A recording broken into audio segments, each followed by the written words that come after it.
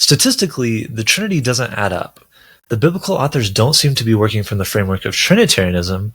They seem to be working from the framework of Unitarianism, and this can be seen pretty clearly statistically. Now, the Trinity is the belief that God is composed of three persons and one essence, Father, Son, and Holy Spirit, that are co-eternal, co-equal, but they differ in their roles. But they all have the divine essence.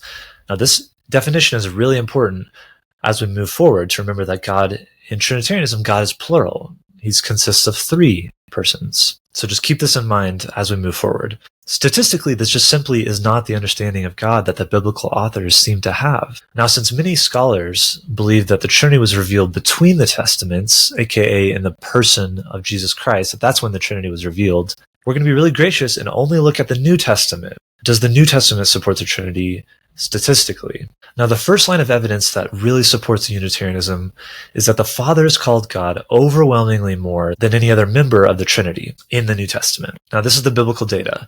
The Father is called God about 97% of the time.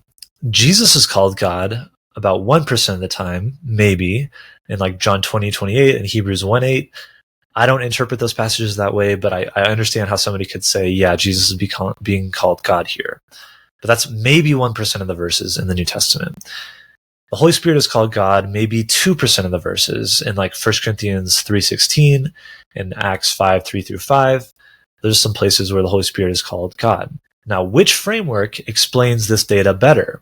Unitarianism, that God is just the Father, that the Spirit is part of who God is, and that the Son, Jesus, is the human Messiah, or Trinitarianism, that the Father, Son, and Holy Spirit are equally God? Which one better explains this data? That 97% of the time, the Father is called God. The second line of evidence is that only the term God the Father is used in the New Testament. The terms God the Son, God the Holy Spirit never occur. So what we see in the biblical data, God the Father, or God and Father, those terms occur 29 times in the New Testament. This can be seen in verses like Galatians 1:1, Philippians 2:11, etc. God the Son, or God and Son, occurs 0 times in the New Testament. God the Spirit, or God and Spirit, occurs 0 times in the New Testament. So which framework better explains this data? Unitarianism, that God is just the Father? Or Trinitarianism, that God is Father, Son, and Holy Spirit? Which one better explains that 100% of the time God the Father is used, or God and Father? Never once are those other terms used. The third line of evidence is that only singular parts of speech are used in relation to God in the New Testament. Now, when I'm referring to singular parts of speech, I'm talking about nouns and verbs and adjectives, all these different parts of speech.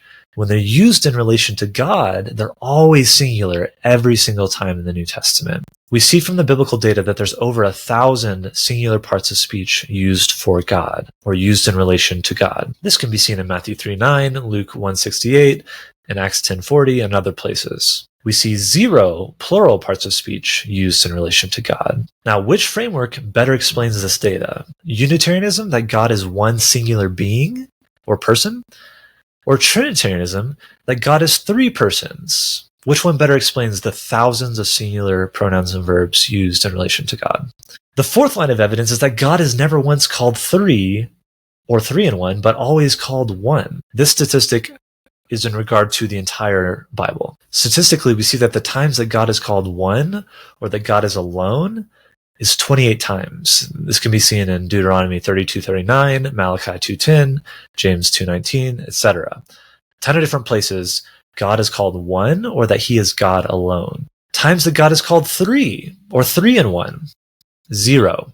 There are 0 times in the entire Bible that God is called 3 or 3 in 1. Now, which framework better explains this? Unitarianism, that God is just one being?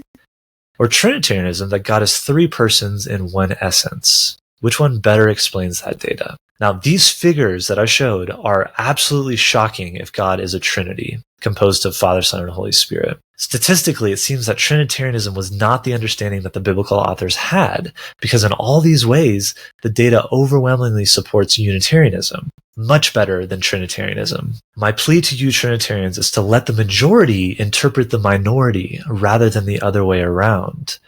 We shouldn't use 1 or 2 verses here or there to build theology off of. We should use the majority to build our theology off of.